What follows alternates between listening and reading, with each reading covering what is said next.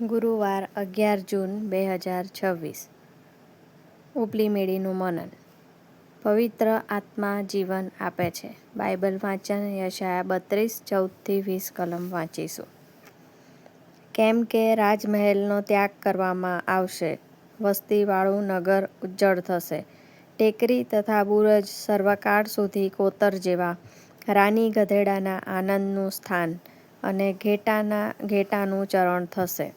જ્યાં સુધી કે ઉપરથી આત્મા આપણા પર રેડાય અને અરણ્ય ફળવંત વાડી થાય ને ફળવંત વાડી વન સમાન ગણાય, ત્યાં સુધી એમ થશે.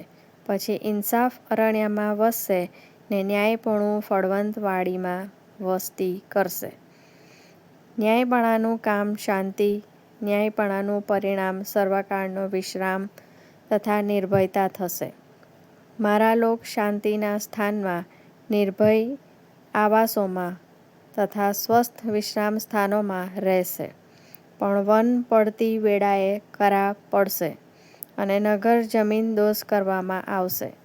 તમે જેઓ સર્વ પાણીની પાસે વાવો છો ને બળદ તથા ગધેડાને છૂટથી ફરવા મોકલો છો, તે તમને ધન્ય છે. આમેન. જ્યાં સુધી કે ઉપરથી આત્મા આપણા પર રેડાય અને અરણ્ય ફળવંત વાડી થાય ને ફળવંત વાડી વન સમાન ગણાય, ત્યાં સુધી એમ થશે. યશાયા 32:15.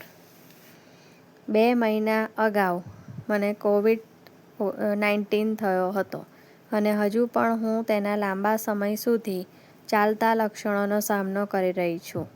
ગઈકાલે મારે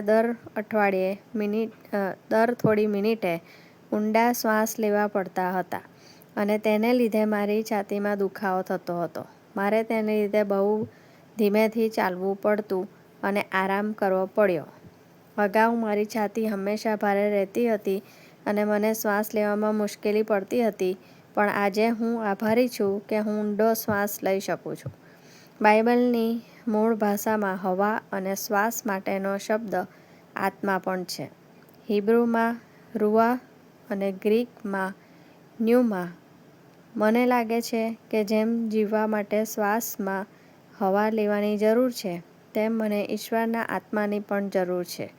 ક્યારેક હું ઈશ્વરની ઈચ્છા મુજબ જીવવા માટે સંઘર્ષ કરું છું અને મને મારા જીવનમાં આનંદ, ધીરજ અને ઉદારતા જેવા આત્માના ફળ દેખાતા નથી. ગલાતી 5:22. જ્યારે મને શ્વાસ લેવામાં તકલીફ પડે છે કે શ્વાસ લેતા દુઃખ થાય છે, ત્યારે મારે રોકાઈને આરામ કરવાની જરૂર પડે છે. તેવી જ રીતે જ્યારે હું ચીડિયા સ્વભાવની, એકલવાયી અથવા સ્વાર્થી બનવાનું શરૂ કરું છું, ત્યારે મારે રોજિંદા જીવનની વ્યસ્તતામાંથી વિરામ લેવાની અને મને ટકાવી રાખનાર ઈશ્વર સાથે વધુ સમય વિતાવવાની, મારા આત્માને પુનર્જીવિત કરવાની જરૂર છે. આજનો સુવિચાર. ઈશ્વરનો આત્મા મને જીવન આપે છે.